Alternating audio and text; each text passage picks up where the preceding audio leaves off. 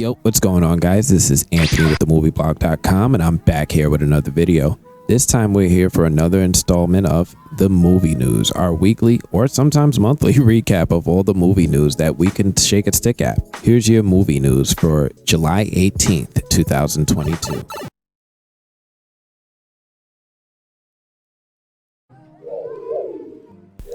Blade is practically a beloved movie in Marvel history. Blade's success at the box office in 1998 was impressive, earning over $131 million worldwide. The movie was a surprise at the box office since it was both a vampire and a superhero movie. Marvel is starting to move forward with filming for a new Blade movie with a new star in Mahershala Ali. We're expecting the new movie from Marvel to be a reboot without any connection with previous films. Fans are wondering if the original series star, Wesley Snipes, will appear in the new version of the vampire movie. We're learning that Wesley Snipes commented and is sharing that he has not yet been asked to appear in the MCU new Blade movie. The news reads as follows. No, not as of yet. I'm still working on my acting skills, so when I come up as an actor, maybe they'll reach out and say, let's have a conversation. Or maybe they don't feel I'm an ensemble player. The actor previously gave Mahershala Ali his blessing in taking over the mantle, saying he has no emotional loss from not being cast as a character in Marvel's new franchise. We spoke. The issue of him being cast wasn't between us. I'm cool with that. I don't walk around as Blade, so I'm not attached to the character like that. I feel no emotional loss, zero, and I'm happy that he's being recast and will more than likely do a great job. Marvel isn't sharing much information on the new Blade movie's plot or cast. We know filming for the new movie will soon begin, with Marvel finalizing the schedules. The new movie will begin filming in either July or October, with Bassam Tariq directing. I think it would fit right into Marvel's latest fascination with character cameos to have Wesley Snipes appear in the movie. And there's still time to cast Snipes to appear if Marvel chooses to go that route. Wesley has been enjoying a quiet career renaissance of late. Snipes is still enjoying praise for his performance in Coming to America 2 and True Story with Kevin Hart. That's all we have for this one. If you guys like these updates and you guys want to see more, do me a favor, hit that like button. Please hit that like button. I need that, and make sure you subscribe. Otherwise, I'm gonna check you guys later. Peace. Margot Robbie is hard at work on the set of her new movie, Barbie. The film co-stars Ryan Gosling as one of the many Ken to appear in the film. We've seen looks from the film before, but the more we see, the brighter our day gets. Here are a few new photos from the film to share with you and bring some of that brightness into your day. These images have already sparked all sorts of memes and comments on the internet. The excitement for this film seems to be growing with each new image that's released. I am curious about this movie and what message it wants to deliver to children. Barbie has a history of having a huge influence on children and their self-image. I hope to see some comedy and responsibility equally balanced in this movie. That's all I have for this one. As usual, if you guys like these updates and want to see more, make sure you like and subscribe. Otherwise, I'm gonna check you guys later. Peace.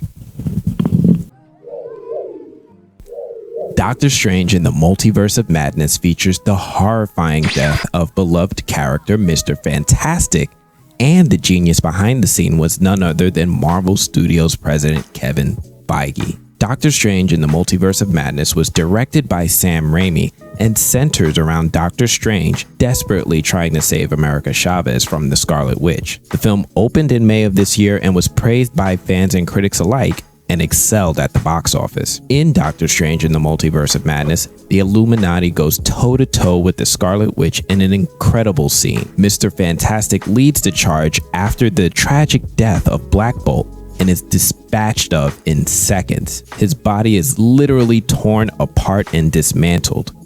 Julian Foddy, Industrial Light and Magic VFX supervisor, recently spoke with befores and afters and explained that the scene in question came directly from the mind of Kevin Feige. The full comment reads as follows. The starting point was some reference that was passed to us by Janik Sirs directly from Kevin Feige. It was someone passing a lump of modeling clay or Play-Doh through a garlic press. Janik also had some reference of the Play-Doh barbershop toy, which was a little figure with holes in the head and you turn a handle and the Play-Doh would come out. That was the kind of look we were going for. The scene in question was brutal.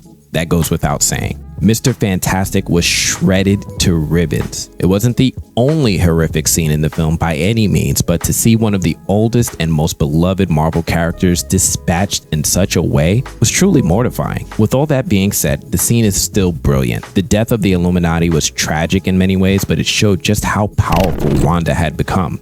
It was also the jumping off point to the film feeling like a bona fide horror movie. Marvel Studios has always pushed the limits of subgenres, but this was one of their finest to date. You can catch Doctor Strange in the Multiverse of Madness on video demand or streaming on Disney Plus now.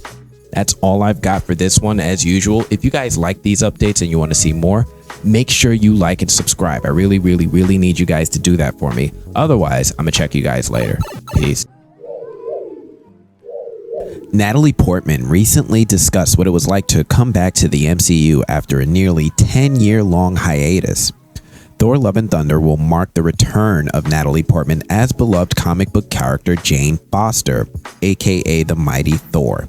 Portman makes her return alongside Chris Hemsworth, Christian Bale, Tessa Thompson, as well as the film's director Taika Waititi. Natalie Portman first debuted as astrophysicist Jane Foster in the 2011 MCU film Thor. The film marked her first appearance in the Marvel Cinematic Universe, but it was hardly her first role. Films like Garden State, the Star Wars prequels, Black Swan, and V for Vendetta make her a bona fide movie star. As Jane Foster, Portman was indeed a star in the Thor franchise. However, she was absent for the film's third installment, Thor Ragnarok. This was due to her being unhappy with Thor: The Dark World and the replacement of its director, Patty Jenkins. With that being said, she couldn't be happier about returning to the role. In a recent interview with Vogue, Natalie Portman revealed what it was like to come back to the role of Jane Foster after nearly a 10-year-long absence. The news reads as follows: "It was incredible to come back and also kind of surreal. It's so strange when something is very familiar, but also you're kind of the new kid, because Chris and Tessa and Taika had worked together on Ragnarok and so successfully, and so it was like they were all reuniting and I was this newbie in there trying to figure out how to fit in. But also they're just the nicest people, and also I know Chris and Tessa so well from previous work together, and I also had done Thor movies twice before, so there was a lot of familiarity and comfort in that world too, but it was this weird mix of being the veteran and the newbie at the same time. It's great that Natalie Portman has returned to the MCU. Her absence from Thor Ragnarok was truly felt, but she had her reasons. Now that she's back as an honest-to-goodness superhero, her future in the MCU seems bright. There's no telling where the character could go from here, but it's safe to say this isn't the last time we'll see the mighty Thor on the big screen. If you guys like this news update and you want to see more, do me a big favor. Please hit that like, hit that subscribe button, turn on your notifications. Otherwise, I'm going to check you guys later. Peace. Charlie Cox and Vincent D'Onofrio previously starred in the Netflix show Daredevil. Charlie portrayed the hero and adventurer Matt Murdock, Daredevil, while D'Onofrio portrayed crime lord Wilson Fisk, the Kingpin. The series generated overwhelmingly positive reviews from critics and audiences and continued for 3 seasons. The show has since been canceled by Netflix and has found a new home with streamer Disney Plus, which is the home of MCU films and shows. Fans have been wondering if we will see these characters again after Charlie Cox's cameo in Spider-Man No Way Home, along with Vincent D'Onofrio's appearance in the Disney Plus show Hawkeye. The reports online are that Cox and D'Onofrio are both set to return to the MCU in the upcoming Disney Plus show Echo. Echo will see Alaqua Cox reprise her role as the adoptive daughter of Wilson Fisk. Her character, Maya Lopez, got her introduction in the Disney Plus show Hawkeye. The news reads as follows: the move is the latest sign of Marvel Studios' effort to weave in popular characters from Netflix's now defunct Marvel shows such as Daredevil into the fold. Sources say Echo will include a plotline in which Daredevil, whose alter ego is blind attorney Matt Murdock, is searching out a former ally. Echo will follow Maya Lopez as her life in New York as a gang leader catches up with her and she returns to her hometown to reconnect with her Native American roots. She already has tangled with Kingpin in a fight in the Hawkeye finale after learning he was responsible for the death of her beloved uncle, William Lopez. This was a popular rumor that's now being confirmed by The Hollywood Reporter. I am curious to see how Marvel will work out any story conflicts between Netflix and the MCU. This merging of universes with Charlie Cox and Vincent D'Onofrio will be fun, but we'll have fans raising questions. I'm excited to see the return of Charlie Cox as Daredevil and Vincent D'Onofrio for years to come.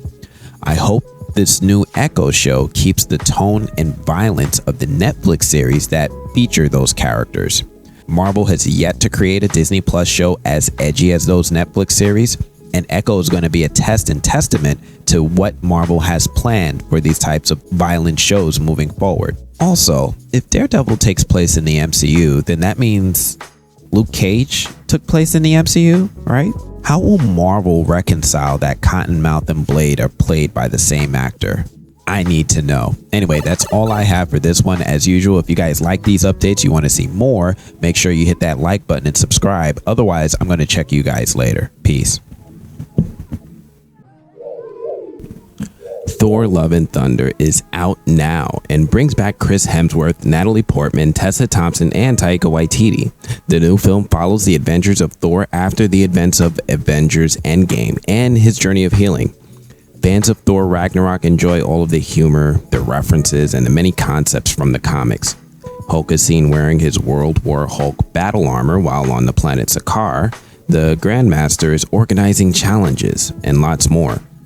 A popular Easter egg in the film is the face of the character Beta Ray Bill appearing carved in the side of a building. There are reasons to believe that Marvel's been building towards the debut of Beta Ray Bill in their MCU universe.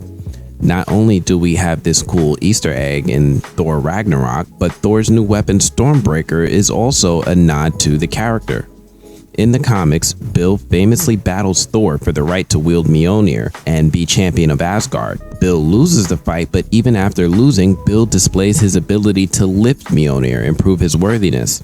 Odin creates a new enchanted weapon for Bill and names it Stormbreaker. With his new weapon, Bill begins his career as an Asgardian-powered adventurer.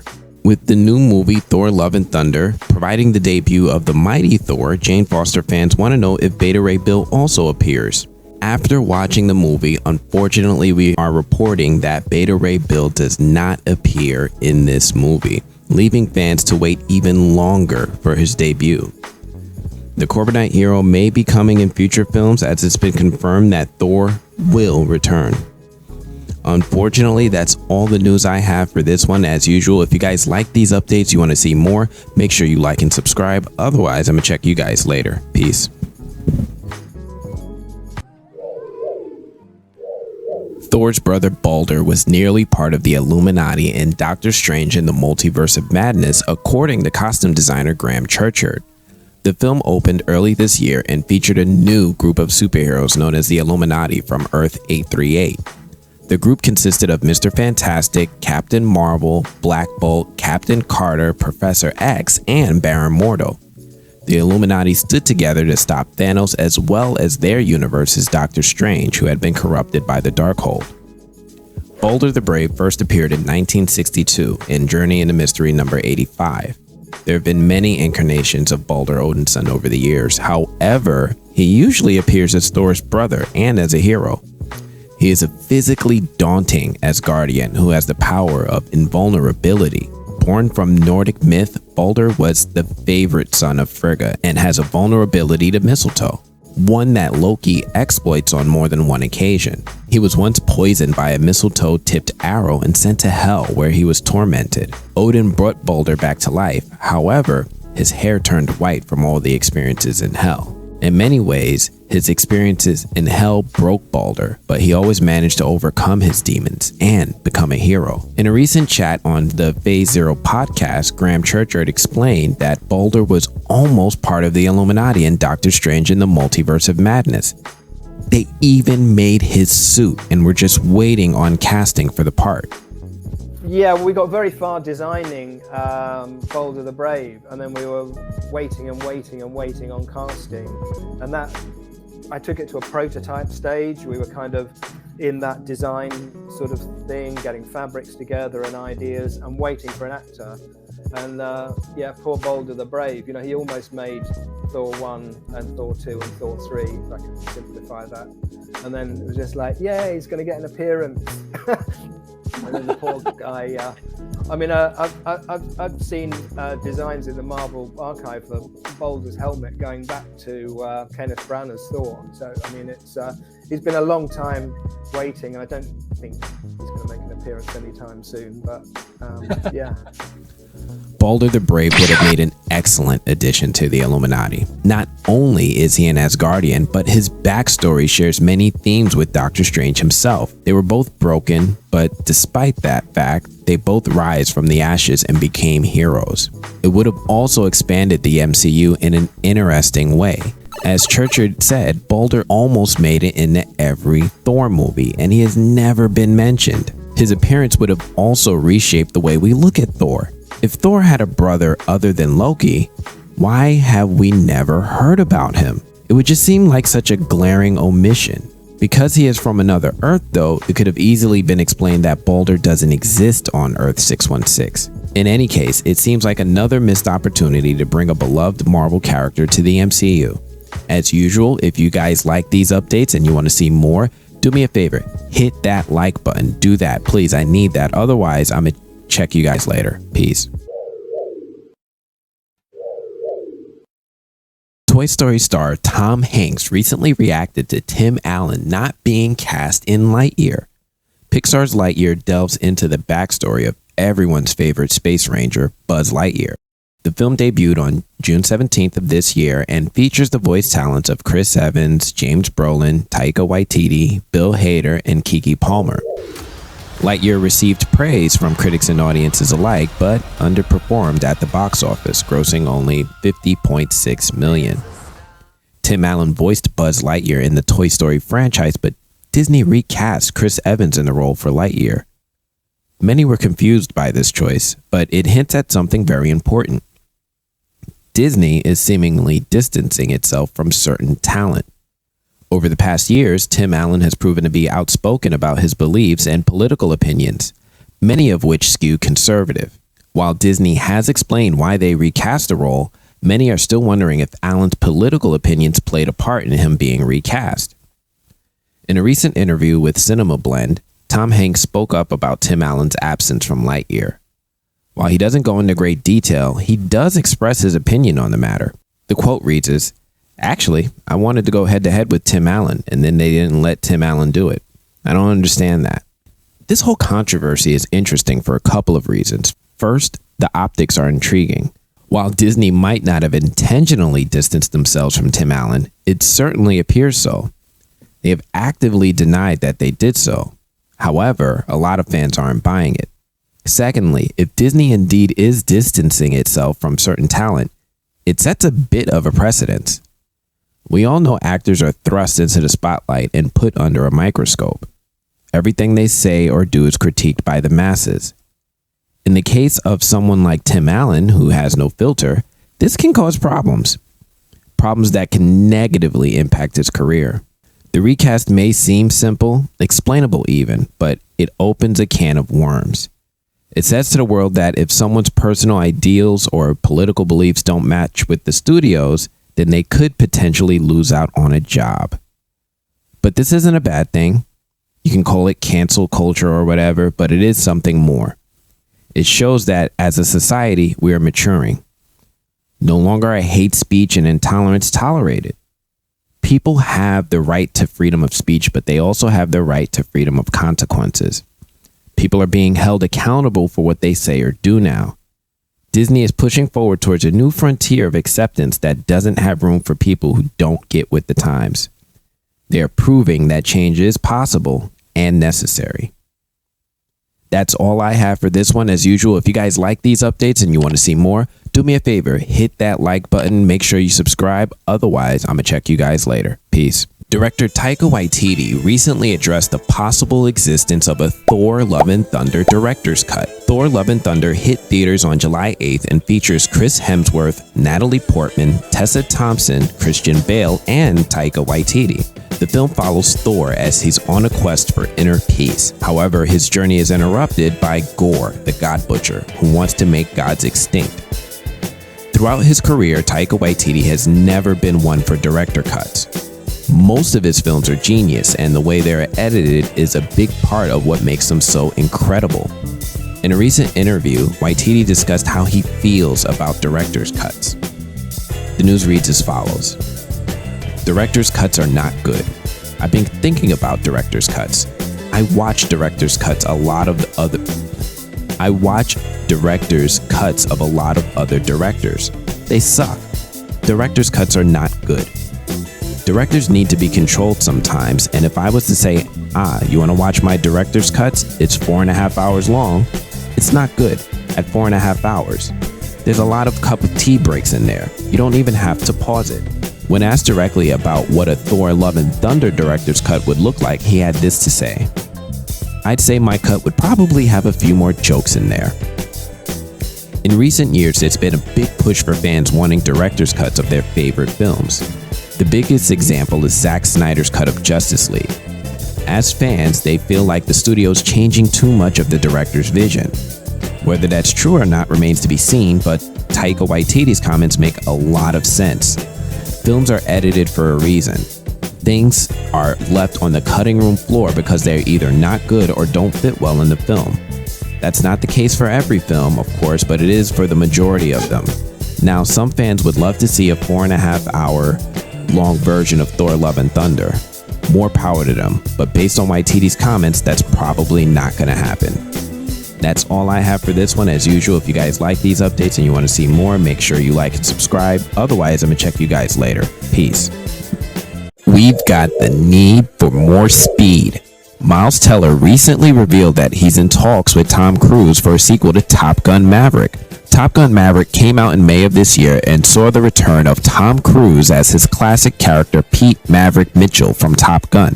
The film also starred Jennifer Connelly, Miles Teller, Val Kilmer, and John Hamm. Top Gun Maverick was a box office juggernaut and grossed over $1 billion worldwide.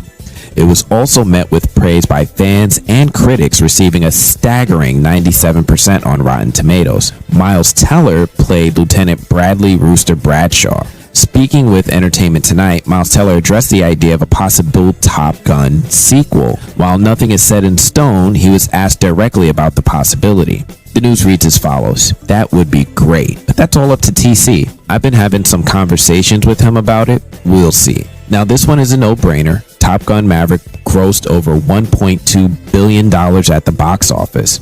To be honest, it would be shocking if they didn't greenlight the film immediately. The film surpassed all expectations and is still the highest grossing movie of the year by a pretty wide margin. Tom Cruise and Miles Teller have great chemistry, and the film was just fantastic. Top Gun Maverick is a worthy addition to the franchise, a great follow-up, and a new classic. That's all I have for this one. As usual, if you guys like these updates, you want to see more, make sure you hit that like button. I really need that. Please hit that like button and make sure you subscribe. I'm going to check you guys later. Peace. Samara Weaving and Tony Revolori are the newest cast members of the upcoming Scream 6. They will star alongside Melissa Barrera, Jasmine Savoy Brown, Mason Gooding, and Jenna Ortega in the film set to be released in March 31st, 2023.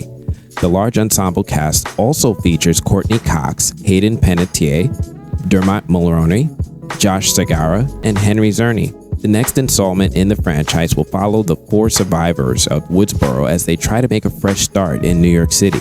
According to Bloody Disgusting, Samara Weaving and Tony Revolori are the newest members of Scream 6. Samara Weaving is best known for her work in Ready or Not, The Babysitter, and Bill and Ted Face the Music. Tony Revolori has starred in The Grand Budapest Hotel, Spider-Man Far From Home, and Dope.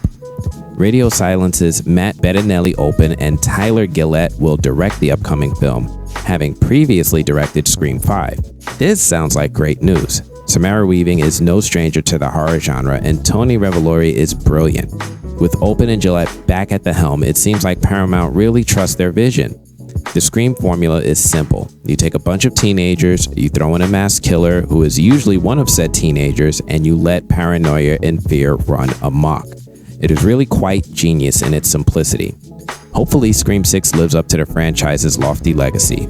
That's all I have for this one. As usual, if you guys like these updates, you want to see more, do me a favor, please hit that like button. Make sure you subscribe. Otherwise, I'm gonna check you guys later. Peace. Leaked merchandise gives fans their first look at Ironheart's costume from Black Panther 2: Wakanda Forever. Fans had known for some time that Riri Williams, Dominique Thorne, would appear in Black Panther 2: Wakanda Forever, but the project was still mired in secrecy. Back in December of 2020, Marvel announced that Ironheart would be coming to Disney+. Details on the project have been scant. However, we know the show will revolve around Riri Williams, who builds her own Iron Man armor and becomes the superhero Ironheart. Thanks to a tweet by the MCU Times, we have our very first look at Riri Williams' costume in Black Panther 2: Wakanda Forever. Based on the images, she appears to be a star of the film since she is featured alongside Okoye, Shuri, and Nakia. The costume looks interesting. Very Mark I Iron Man armor. It's big and bulky, not at all sleek and aerodynamic like it is in the comics. To be fair, this is probably her first suit, and we will see the development of her suit over time. It's a great start though, and features Tony Stark's repulsor and arc reactor technology. The most interesting part about the images is what they tell us. It looks like Riri Williams won't be just making a cameo, but will be heavily featured. That's just speculation from one image, but she appears to be one of the film stars. Anyway, that's all I have for this one. As usual, if you guys like these updates and you want to see more, make sure you like and subscribe. Otherwise, I'm gonna check you guys later. Peace. Actor Mickey Rourke slammed Top Gun Maverick star Tom Cruise, calling him irrelevant. Mickey Rourke is a bit of a Hollywood legend. His roles in The Wrestler, Sin City, Angel Heart, and Iron Man 2 propelled him into superstardom.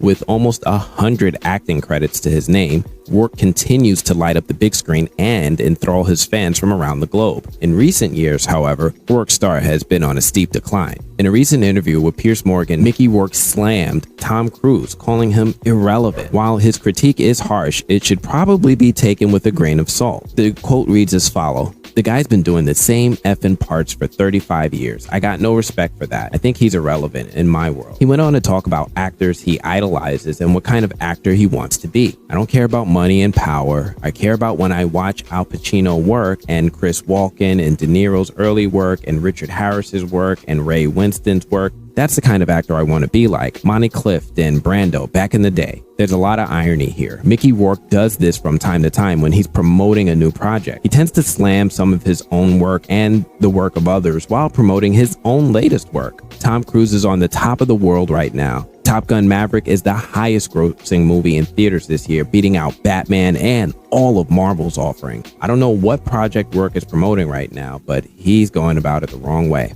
That's all I have for this one. As usual, if you guys like these updates, you want to see more, do me a favor, hit that like button. Make sure you subscribe. Otherwise, I'm gonna check you guys later. Peace. Ryan Gosling recently debunked the Nova rumors and revealed he wants to instead play Ghost Rider in the MCU. Ryan Gosling's star has been on the rise for years. His work on films such as Drive, La La Land, Blade Runner 2049, and The Notebook have made him a household name.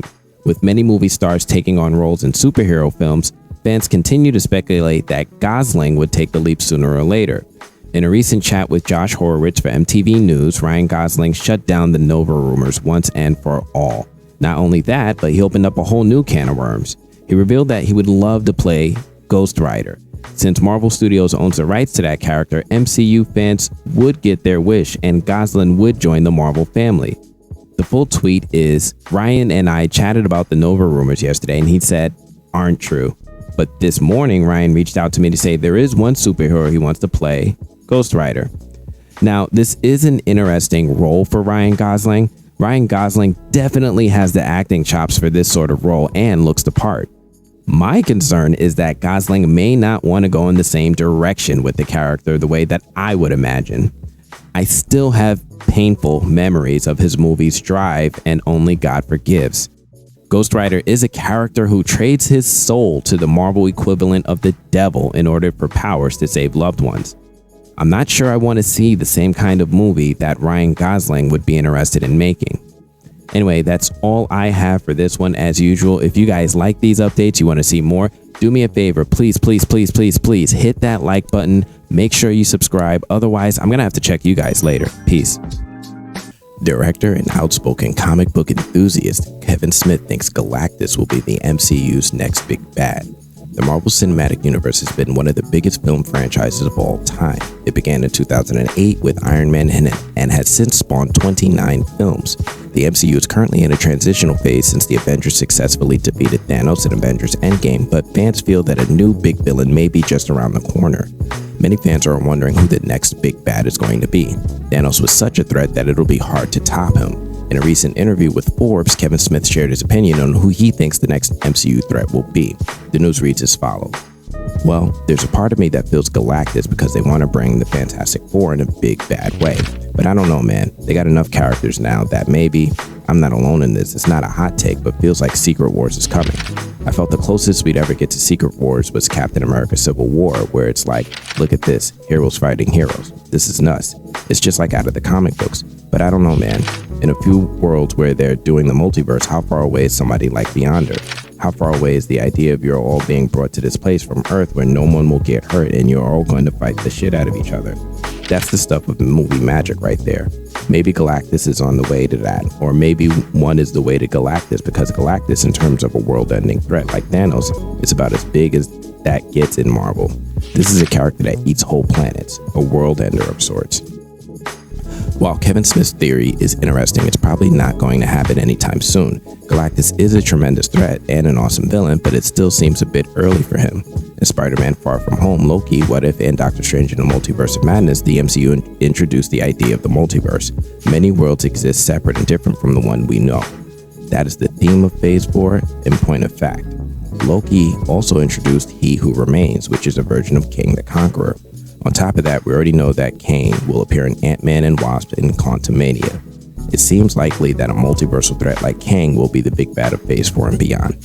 Anyway, that's all I have for this news update. Let me know what you guys think in the comments. If you like this video, do me a favor. Please hit that like button. Make sure you subscribe. Otherwise, I'm going to check you guys later. Peace. Jamil recently responded to She-Hulk first look criticism on Twitter, and she's okay with it. Marvel's She-Hulk Attorney at Law is set to premiere on August 17th of this year on Disney Plus and features Tatiana Maslany, Mark Ruffalo, Tim Roth, Jamil, and Josh Segarra.